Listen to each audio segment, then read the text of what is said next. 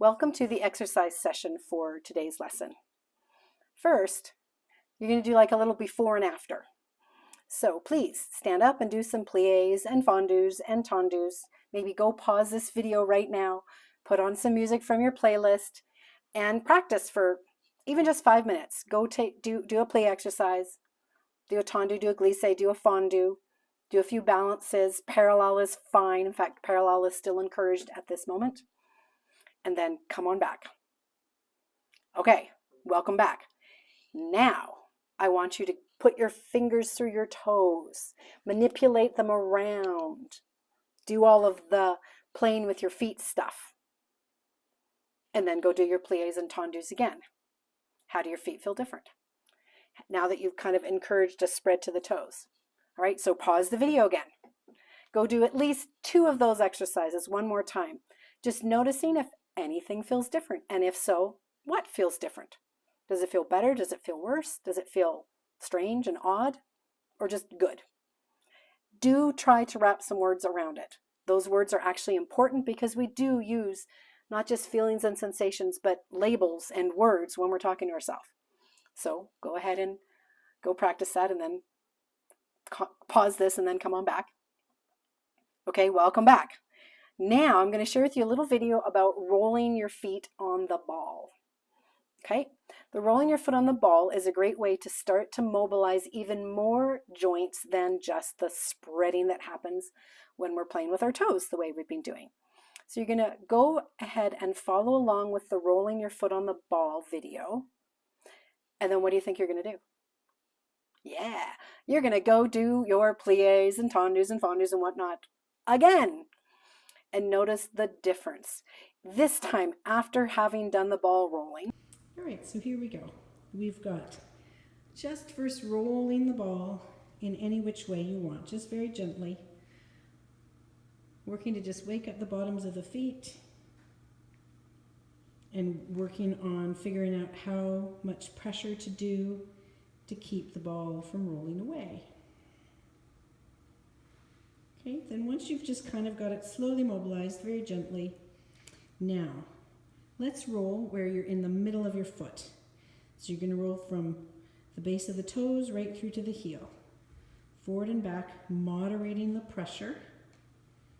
That's right for you. If it feels overly sensitive, then lighten up a bit. If you want to push down a bit more, you can do that too.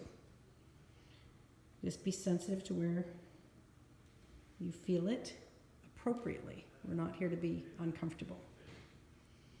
Okay. Then once you've done the middle foot, let's now go over to the big toe edge. So we're going to roll from big toe to heel. Big toe to heel. So you're now rolling across your medial arch. Big toe to heel. And you're going to do that 3 or 4 times, slowing down and stopping if there's a spot that feels like it needs extra attention.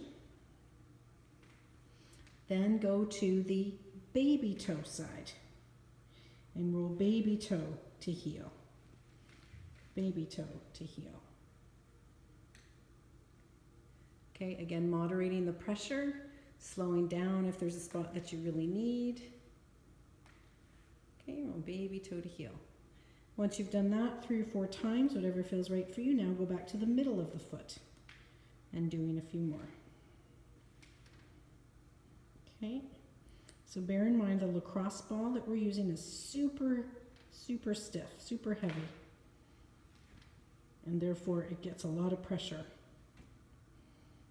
So that's why we're doing it hanging onto the bar, so that we're not going to ever sort of lose our balance and push in more than we intended. Okay, now let your heel go down to the floor and have the ball under the ball of your foot. Okay, and then like a little windshield wiper, you're going to move your foot so that you touch your big toe to the ground and then your baby toe to the ground. Big toe to the ground and baby toe to the ground. So you're rolling the ball across your foot, right at the ball of the foot level. Okay, with your heel as the grounding point as you do that.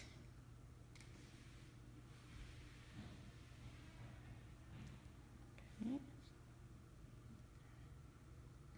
Here you go. And then once you've done that, where you feel like you're nice and even, you've gotten a good massage, really helping to do the 3-dimensional point that's shown in the point video about preparing the foot for point.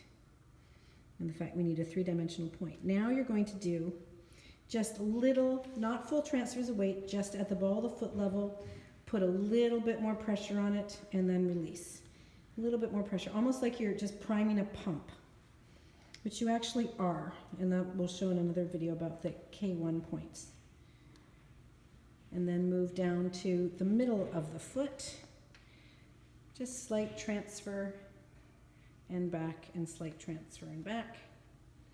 And then the one to be most careful with is where it's just before the heel bone, so really deep in the fascia. Now, it would be a different experience if we had spiky balls, and we can do that at another time. Right now, this one's for the lacrosse balls. Okay, there you go. So now leave that and then just do a few little points. So some nice little tendus devant or second, whatever you like, and just see how it feels to point that foot after it had that nice little roll through mobilization. And if you hadn't done the other leg, it's a great time to compare. So you would compare it on the tendus. You would also then compare it doing a rise. See if you feel like you could rise higher on the foot that you just mobilized, and maybe even balance. And then also do an actual balance, and you can just be parallel is fine, and just see if you even notice that the foot you just did feels even just a little smarter all the way up the leg. And then of course, once you've done one side, it's not a bad idea to dance around a little bit more and then compare to do the other side, so that you get to know what your best version actually feels like. So I'm going to assume right now that you followed along, you paused the video and went and did it. If you haven't paused the video and gone and done it, do it now. Okay? Following along with that video and then going and experiencing it is notice particular up the rest of your body, how you're feeling. You know, of reflexology, where people manipulate all the different parts of the feet and how it affects everywhere. That is a fascinating study. Not getting into it now, just know. You play with your feet, you roll on your feet, you are enhancing every system in your body. Now, you might not care too much about your gallbladder or how your kidneys are doing. Or if you're older, you might. Okay, just know that it's affecting every system. So that might even just for you be of interest to go, oh, my core feels more alive. My balance is better. I bet you I'll do better pirouettes simply because I rolled my foot on the ball and woke up a whole bunch of things because of it. Okay, so getting a lacrosse ball. There's many different types of ball work. First one, sharing with you today, is a lacrosse ball. It's a hard ball. Okay, never throw this ball at anybody. It also doesn't bounce that great, but it's hard. So it really gets in there and makes you find the bends places of all those joints in your feet, those 33 joints I mentioned per foot. We're going to try to find them getting some movement that maybe they haven't had. Okay, so that's your exercises for today. So do that and to notice the differences. And of course, now that you're noticing some differences, I hope before your next dance class, get there a bit early, play with your feet, put your fingers between your toes, roll your foot on a ball. If your class starts at 6, nope, tell your mom you need dropping off at 5:45 because you got some foot stuff to do beforehand. And I'm wondering if anybody got caught up in the quiz from last week. I put a really tricky question in there. When should you do your micro ankle circles? Beginning of class, middle, and before class? The answer I was looking for, the right answer, was before class. Take ownership. If this feels better to you, you do it. Don't always expect your teacher to take time out of class to do it. If everybody knows that doing micro ankle circles or rolling the foot on the ball is good for you, maybe 1 out of 3 classes you can take time in class to do it until it becomes like almost an addictive habit that of course you do it before you start class. Now if you're thinking, but ballet class is at 6, but I'm in jazz between 5 and 6. I can't do it before class. Well, why wouldn't you do it at 4:45 before your jazz class? Okay? Basically, most of this foot manipulation stuff I'm talking about should be stuff that's done every day before your dance day. Quite frankly, every day. Now, if you're wondering, why do we need to do this? Well, walking around on man-made flat surfaces like floors, whether it's at school or at home or just the sidewalk, in shoes especially, is not how our feet were designed. Our feet were designed to be out in nature and over rocky and lumpy terrain in bare feet. All that manipulation and playing would have happened to your ancestors simply walking off to go get lunch. Doesn't happen to us now.